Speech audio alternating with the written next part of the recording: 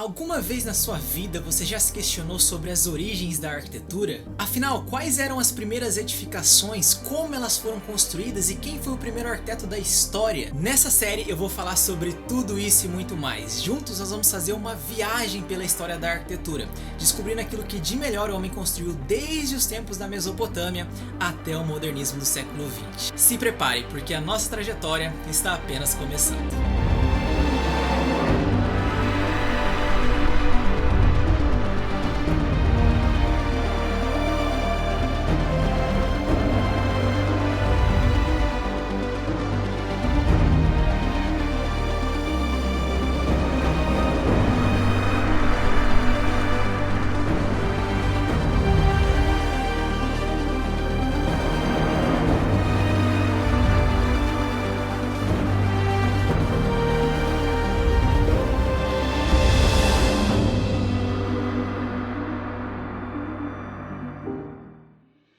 Fala galera, tudo bem com vocês? Meu nome é Bruno Perenha, eu sou arquiteto e pós-graduado em História da Arquitetura e vou estar aqui presente com vocês nessa nossa jornada arquitetônica pela história. Essa nossa série vai contar com 5 episódios, cada um lançado na última semana de cada mês, e hoje a gente vai assistir o primeiro deles. Mas antes da gente começar, eu só queria te pedir duas coisas. Primeiro, se inscreva no canal clicando aqui embaixo, dessa forma você não vai perder os próximos episódios da nossa série.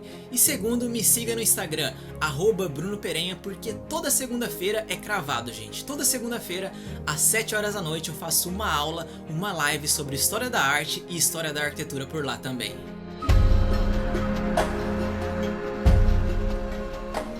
É o seguinte galera, a arquitetura, como diz o crítico e historiador inglês Jonathan Glancy, teve início quando o homem começou a praticar a agricultura. Como assim, Bruno? O que a plantação tem a ver com a construção de casas? Tudo a ver, galera. Houve um momento na história em que o homem deixou de ser nômade, coletor e caçador e deu início a um processo conhecido como sedentarização. Ou seja, ele deixa de andar para lá e para cá e se fixa em um lugar, começando a domesticar plantas e animais. Isso ficou conhecido na história como Revolução Agrícola. Só que para se adaptar a esse novo estilo de vida, vamos chamar assim, o homem precisava basicamente de duas coisas. Número 1, água, e número 2, uma terra produtiva. E esses nossos antepassados encontraram essas duas coisas em um lugar que ficou conhecido na história como Crescente Fértil. Essa era uma região que se estendia desde o norte do Egito, passando pela margem leste do Mediterrâneo, fazendo um contorno pelo norte da Síria, chegando até a Mesopotâmia, formando assim uma lua crescente até o seu fim no Golfo Pérsico. Por isso o nome Crescente Fértil não é bem sugestivo, porque aquela região tinha o formato de uma lua crescente e possuía terras bem produtivas. Então é por tudo isso e muito mais que Frank Ching, grande historiador de arquitetura, vai dizer que o cultivo de trigo e cevada no Crescente Fértil gera as primeiras trocas comerciais, que por consequência desenvolvem o local, forçando a construção de casas, templos e palácios, dando origem às primeiras vilas que virão a se tornar as primeiras cidades e civilizações. Foi nessa localidade, especificadamente na Mesopotâmia, que a arquitetura teve o seu início. Olha, quando a gente fala de importância da Mesopotâmia, existe uma série de elementos que a gente precisa destacar. Primeiro, que Mesopotâmia é uma região, e nessa região você tem uma grande quantidade de povos, habitando ali. Normalmente, para efeito de estudo convencional, rápido, a gente convenciona dizer que ali você tem as primeiras grandes civilizações da humanidade. Babilônicos, sumérios, habitavam essencialmente essa região, ainda até um pouco dos assírios. E aí você tem uma infinidade de contribuições desses camaradas para a civilização. Desde o desenvolvimento de uma escrita, que é a escrita cuneiforme, o desenvolvimento de leis, quando a gente estiver falando lá do primeiro Império Babilônico, o Código de Hammurabi, importantíssimo, que inclusive vai influenciar em grande medida também a constituição e a formação de leis de outros povos. E para a arquitetura, talvez uma das grandes contribuições, provavelmente uma das grandes contribuições vai ser realmente o zigurate. Os zigurates eram torres ou montanhas sagradas, como eles chamavam, que possuíam 4 lados e também tinham um formato piramidal com gigantes escadas que direcionavam o adorador até o topo da edificação, onde normalmente ficava o altar. Essas estruturas cumpriam a função de ser uma morada para os deuses na Terra, já que a religião tinha um papel fundamental naquela cultura. Os zigurates realmente eram construções muito importantes e normalmente ficavam no centro da cidade junto com os palácios. Segundo os mesopotâmios, os deuses eram responsáveis por boas colheitas e o zigurate, com toda a sua grandiosidade, poderia ser visto a quilômetros de distância, servindo como lembrete para os agricultores locais de que seus sacerdotes estavam intercedendo a seu favor. Na década de 1920, o arqueólogo britânico Leonard Woolley descobriu o zigurate de Ur, um dos mais marcantes templos de adoração daquela época. No entanto, o zigurate mais importante da antiguidade não era o de Ur, e sim a Torre de Babel, um zigurate que ficava na Grande Babilônia de Nabucodonosor. Os babilônicos eles tinham por costume construir coisas monumentais.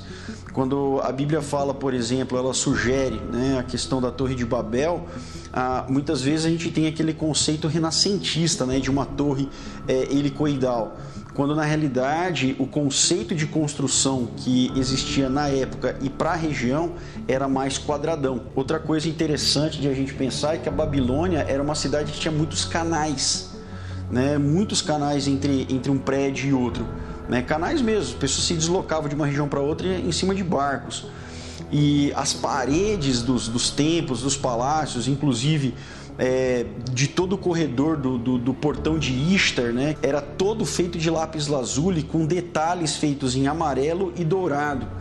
Então, dada a grandiosidade que isso oferecia para o visitante, acabava vendendo a imagem de um império realmente gigantesco. Por volta de 570 mais ou menos antes de Cristo, Babilônia era sem dúvida alguma a cidade mais rica e próspera do mundo antigo. Foi nessa cidade que Daniel e o povo de Israel foram cativos e, de acordo com a tradição, Nabucodonosor construiu os Jardins Suspensos, uma sequência de terraços com vegetações de todas as espécies que eram irrigadas pelo rio Eufrates. Segundo a lenda, Nabucodonosor encomendou os Jardins Suspensos para sua esposa Semíramis, que tinha saudade das vegetações e dos montes verdes de sua infância. Aí Nabucodonosor foi lá e disse o seguinte: constrói aí os Jardins Suspensos para minha esposa parar de ter saudade do lugar que ela vivia. Junto com Ur, Nínive e Jericó, Babilônia foi uma das primeiras cidades do mundo e ganhou muita notoriedade na história do urbanismo por ser extremamente planejada.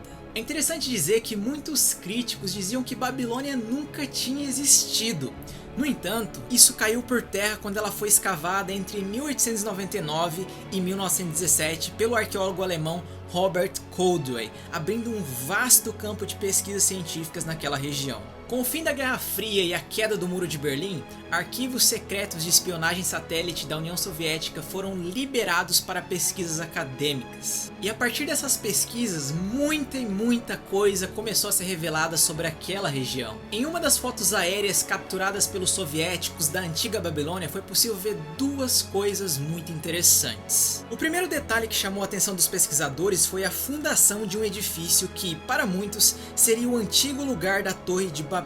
Na foto é possível ver um local que no passado recebeu um edifício de grandes proporções. Porém, a gente não pode dizer com plena certeza de que aquela realmente era a fundação da Torre de Babel. Isso é apenas uma hipótese não conclusiva. E o segundo ponto muito importante que a gente consegue ver naquela imagem é o fato de que ela mostra a parte escavada por Koldewey em comparação com o tamanho real da antiga cidade, que era realmente assombroso. Todos esses detalhes do tamanho da metrópole realmente confirmam a descrição que Heródoto, um famoso historiador grego da antiguidade, fez do urbanismo de Babilônia quando ele visitou essa cidade. Ele descreve uma imensa metrópole cujas dimensões superam todas as outras em tamanho. Segundo ele, a cidade formava uma praça gigantesca, cada lado medindo 120 estádios, aproximadamente ali 22 quilômetros, e era feita inteiramente de tijolos cozidos. E esse último detalhe é realmente muito verdadeiro, pois como a madeira e a pedra eram realmente escassos naquela região, o material que vai se destacar nas construções é o barro. Com o barro, então, os mesopotâmicos faziam tijolos queimados que tinham o betume como material de liga. Ao descrever a construção da Torre de Babel, a famosa Torre de Babel, o escritor de Gênesis diz o seguinte: combinaram uns com os outros, vinde, façamos tijolos e cozamo-los ao fogo. o tijolo lhe serviu de pedra e o betume de argamassa. Gênesis capítulo 11, versículo 3. O historiador Stephen Burtman confirma esse texto e ainda diz que as casas eram construídas à base de tijolo seco ao sol para os mais ricos e à base de junco para os mais pobres. No caso das casas de tijolo, o teto era plano e poderia servir como uma área de estar extra onde as pessoas tinham acesso por meio de uma escada. Já a iluminação era feita por uma lamparina à base de óleo e também por algumas janelas que ficavam na parte de cima das paredes. Essas residências eram construídas por pedreiros locais que tinham uma grande responsabilidade com a segurança da obra, porque naqueles tempos, meus amigos, você tinha o Código de Hammurabi, olho por olho e dente por dente. Assim dizia o item de número 229 desse antigo sistema de leis. Se um construtor constrói uma casa para alguém de forma inadequada e a casa que ele construiu desaba e mata o seu dono, então esse construtor deve ser morto. Meu amigo, eu acho que eu realmente não queria ser arquiteto naquela época. Eu preferia ficar ali no cantinho ali, plantando alguma coisinha ali, porque afinal eu tenho amor pela minha própria vida, não é? Então essa era a forma que os mesopotâmicos normalmente construíam as suas edificações. Muito simples, não? Talvez essa seja a razão pela qual um dia o arquiteto Mies van der Rohe disse que a arquitetura começou quando dois tijolos foram bem colocados juntos. Bom, agora que a gente conhece a história, eu acho que Mies van der Rohe realmente estava certo nesse pensamento, não é? Além dos zigurates e das residências, existiram outros tipos de edificação que ganharam muita notoriedade na Mesopotâmia, como os templos e palácios, justamente pelo fato de que essas cidades eram governadas por sacerdotes e monarcas. Sendo assim, a gente pode dizer que a arquitetura nasce com 3 motivações muito simples. Número 1, abrigo. As pessoas realmente precisavam de um lugar que oferecesse segurança para elas viverem. Número 2, política. Edifícios que realmente representassem ali o império e a consolidação do mesmo. E número 3, a religião, porque agradar aos deuses realmente era fundamental para boas colheitas dentro de uma economia agrícola. Com a derrota de Babilônia para os persas, a Mesopotâmia perde muito de seu esplendor, mas muito antes de sua queda, o desenvolvimento da arquitetura já estava acontecendo em diferentes partes do mundo, principalmente no norte da África, em uma região que ficou conhecida na história como Antigo Egito.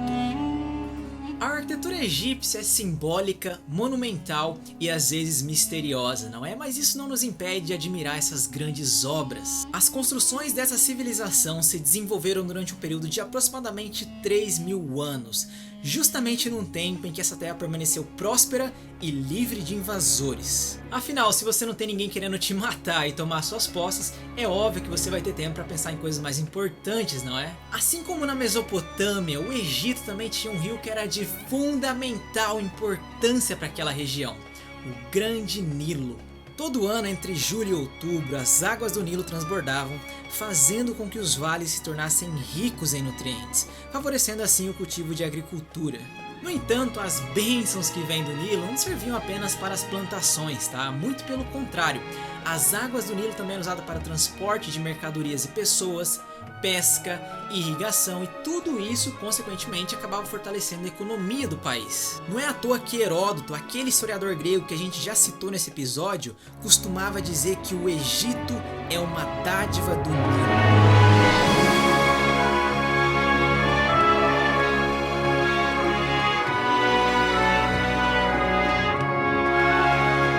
Ou seja, sem o Rio Nilo, possivelmente o Egito não teria se tornado o grande império que a gente conhece hoje. Agora, é interessante dizer que os egípcios eles também desenvolveram a sua própria escrita, que ficou conhecida na história como hieróglifos. Diferente de uma escrita cuneiforme que estava no barro, os egípcios espalharam essa escrita por toda a arquitetura.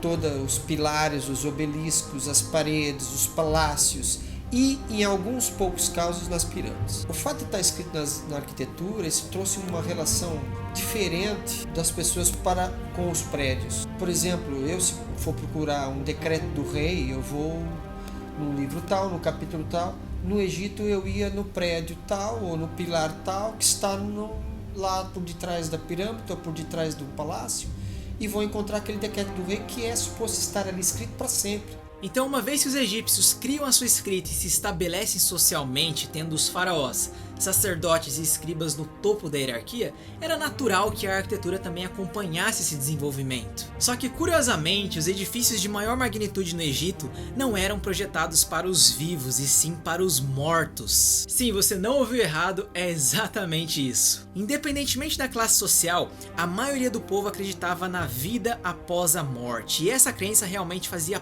parte da religião deles. Isso vai explicar a existência das múmias, pois a conservação do corpo era muito importante nesse processo entre a morte e o além. Toda a sociedade egípcia, ela caminha numa direção, que é acreditar piamente de que existe vida após a morte. E isso é um elemento que unifica o Egito. Só que nem todo mundo, por exemplo, tinha condição de patrocinar uma mumificação que garantisse que dava para usar o seu corpo no pós-vida. Então você tem no Egito, por exemplo, diversos tipos de mumificação distintos, né? Onde o mais conhecido é realmente o método clássico, aquele que se usava com faraós, por exemplo, onde você tem a quebra do osso que faz a separação entre o nariz e o cérebro, escoamento do cérebro, um corte muito pequeno no baixo ventre onde são tiradas todas as vísceras e eventualmente o banho, né, com óleos especiais e o secamento desse indivíduo com natrão, né, com um sal grosso que acabava sugando a água de dentro do corpo desse indivíduo. Dessa forma, as múmias, obviamente, elas não poderiam ser sepultadas diretamente na terra, porque ali o processo de decomposição é muito mais rápido. É por isso que no Egito, as primeiras edificações que vão ganhar grande destaque são as tumbas. Porém, é preciso dizer que as primeiras tumbas não eram essas pirâmides triangulares que a gente está acostumado a ver nos filmes. Não, nada disso. Na verdade, as tumbas das primeiras dinastias faraônicas eram chamadas de mastabas. Uma mastaba era construída com tijolos produzidos à base de argila e palha, que depois eram expostos para secar alguns dias no sol. O formato de uma mastaba era simples e geométrico, e normalmente não passava de 10 metros de altura. Foi justamente por esse costume de construir tumbas para os corpos faraônicos que uma parte do urbanismo no Egito era formado por necrópolis, em outras palavras, as cidades dos mortos. Beleza, Bruno, mas se as primeiras tumbas eram as mastabas, quando então começaram a surgir aquelas pirâmides que a gente conhece, aquelas pirâmides triangulares? Bom, essas pirâmides começaram na terceira dinastia egípcia com o faraó Djoser e seu famoso mestre de obras chamado Imhotep. Meus amigos, o primeiro arquiteto da história que nós conhecemos por nome. Engraçado é que muita gente dizia que Imhotep nunca tinha existido, até que no dia 2 de janeiro de 1926, o seu nome foi encontrado na base da estátua de Djoser. Dessa forma, ele passou de mito para a realidade. É interessante dizer que essa foi a primeira vez em 3.000 anos de história egípcia que o nome de um mortal apareceu na base de uma estátua faraônica. Isso mostra que esse arquiteto era super respeitado não só pelo rei, mas também por 1 milhão de cidadãos que viviam naquela época. Mas a fama de Imhotep realmente não era à toa. O cara realmente era um gênio quando se fala em projeto. Ele realmente se tornou um deus para os egípcios quando ele construiu a pirâmide escalonada de Saqqara. Essa pirâmide vai ser muito importante na história da arquitetura, basicamente por 3 motivos. Primeiro, o seu tamanho e dimensão excederam em muito as antigas mastabas. Segundo, foi a primeira grande construção da história feita totalmente em pedra. Eu sei que parece tijolo olhando pelas fotos, mas não. A intenção de Imhotep foi imitar os tijolos das mastabas, talvez para não sair muito da tradição construtiva da época. Em terceiro lugar, a pirâmide de Saqqara realmente foi muito importante porque ela foi considerada a primeira pirâmide da história em formato triangular, que vai caracterizar principalmente a arquitetura da quarta dinastia. Eu acho que depois disso não nos resta nenhuma dúvida sobre o grande conhecimento arquitetônico de Imhotep, não é? Ainda sobre a pirâmide de Saqqara, é muito importante dizer que ela é o resultado de diversas modificações. A princípio ela era uma mastaba e só depois ela foi sendo coberta por tijolos até obter o seu formato escalonado de 6 níveis, totalizando 60 metros de altura e toneladas de pedra. Depois dela, outras pirâmides também surgiram, como as de Meidum e Bent, construídas pelo faraó Senefru.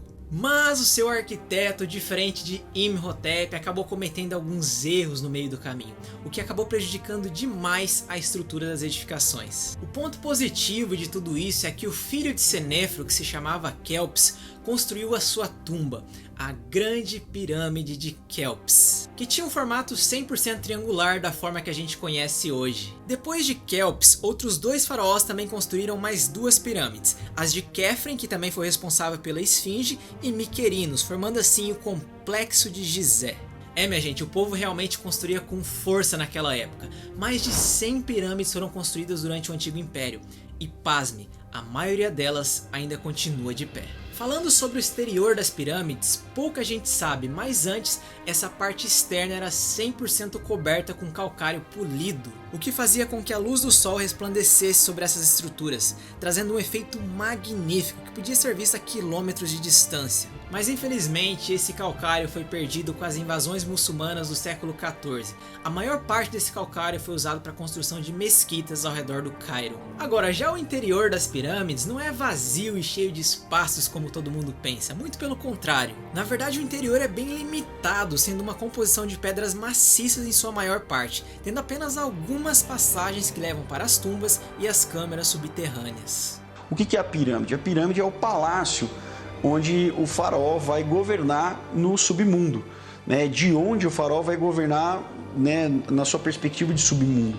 E ali você tem sendo enterrado com ele os seus pertences, né, inclusive bonecos dos seus próprios servos e às vezes até empalhados os seus próprios animais. Tudo isso ia dentro da pirâmide para que ele pudesse viver com esses animais no pós-vida, né? Ele ter isso tudo, né? Depois do julgamento, ele poder usufruir desses benefícios todos no pós-vida. Mas aí a gente chega na pergunta que todos vocês estavam esperando, não é?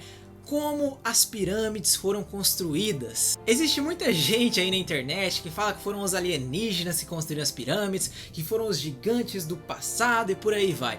Mas o que eu tenho para dizer para vocês é que tudo isso não passa de conspiração barata. Na verdade, o que as pesquisas em egiptologia dizem é algo muito mais simples e próximo da realidade. O que acontece é o seguinte: durante as cheias do Nilo, a população trabalhava muito, pois toda a colheita do período fértil deveria manter a economia durante a época da seca. E aqui nós temos um ponto muito importante. De acordo com o historiador de arquitetura Jonathan Glancy, durante a seca as pessoas não tinham muito o que fazer a não ser guerrear. Então tanto trabalhadores habilidosos quanto aqueles que eram mais simples ficavam desocupados. Então o que o faraó fazia? Colocavam os caras para trabalhar na construção das pirâmides, e eles ganhavam muito bem para isso. Veja, é um erro gravíssimo dizer que as pirâmides foram construídas por escravos. Na verdade, descobertas arqueológicas recentes feitas pelo Dr. Zahi Hawass já encontraram diversas evidências mostrando que isso é um mito. Por exemplo, já foi comprovado que esses trabalhadores recebiam tratamento médico,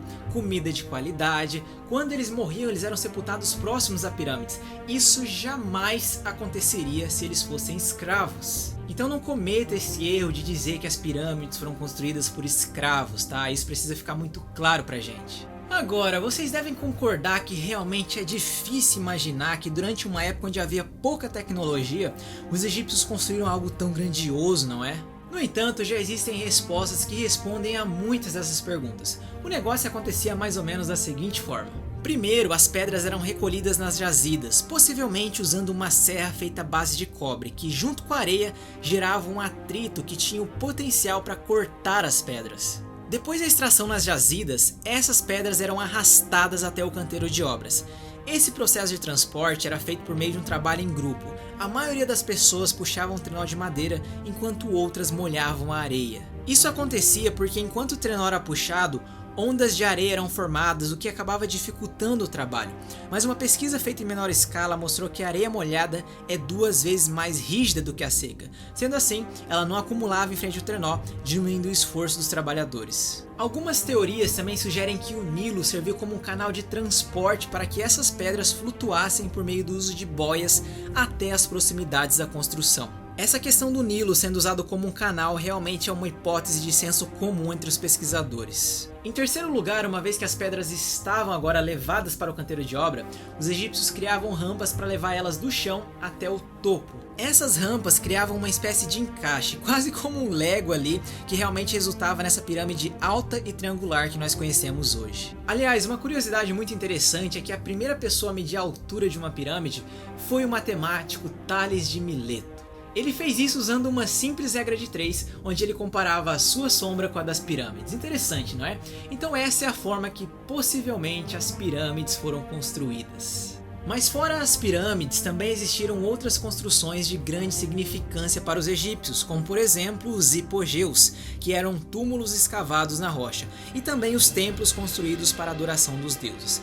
Vale salientar que isso já aconteceu durante a época do Novo Império. Os dois templos mais famosos de adoração egípcia foram o templo de Amon em Karnak e o templo de Luxor em Tebas. Esses templos possuíam grandes acessos com entradas triunfais que eram chamadas de dromos. Por meio do dromos, eles tinham acesso aos portais que também eram chamados de pilonos. Aí você tinha os pátios para a adoração do público e os santuários para a adoração dos sacerdotes. As colunas internas eram pintadas e decoradas com hieróglifos, muito diferente daquilo que a gente vai ver os gregos e romanos fazendo posteriormente. Já os capitéis, aquela parte que fica no topo da coluna, imitavam os papiros e elementos naturais, como por exemplo a flor de lótus. Essa flor ganhou destaque pois ela se abria com o sol. É por isso que ela se torna um elemento importante não só na religião, mas na arquitetura egípcia, já que eles tinham o Deus Sol como uma divindade. Falando em Deus Sol, vale muito a pena a gente falar nesse episódio sobre o templo funerário de Hatshepsut, construído e projetado pelo arquiteto dela chamado Senemut. O templo foi construído para a rainha faraó Hatshepsut durante a 18ª dinastia. Esse templo, que foi dedicado ao deus Sol Amon-Ra, possuía uma parte que ficava visível e externa e outra parte que ficava escavada na rocha, formando 3 pavimentos que são acessíveis por meio de uma rampa principal. Esse templo realmente foi um dos mais importantes da 18ª dinastia. Por fim, o Egito entrou em declínio, sendo invadido por assírios, persas e macedônicos. E falando em macedônicos, no próximo episódio nós vamos falar sobre a arquitetura grega e romana. 2 povos, 2 impérios, mas principalmente 2 máquinas de construção. Então é isso, galera, esse foi apenas o primeiro episódio dessa nossa série de 5 capítulos sobre a história da arquitetura. Mas ainda não acabou. Se você quer receber um resumo completo dessa aula, um material ilustrado, basta você se cadastrar no primeiro link que eu vou deixar aqui na descrição para você melhorar ainda mais seus estudos dessa aula. Me siga no Instagram para receber ainda mais conteúdo sobre história da arte e história da arquitetura. Curta, comenta e compartilhe e nós nos vemos no próximo episódio. Até lá!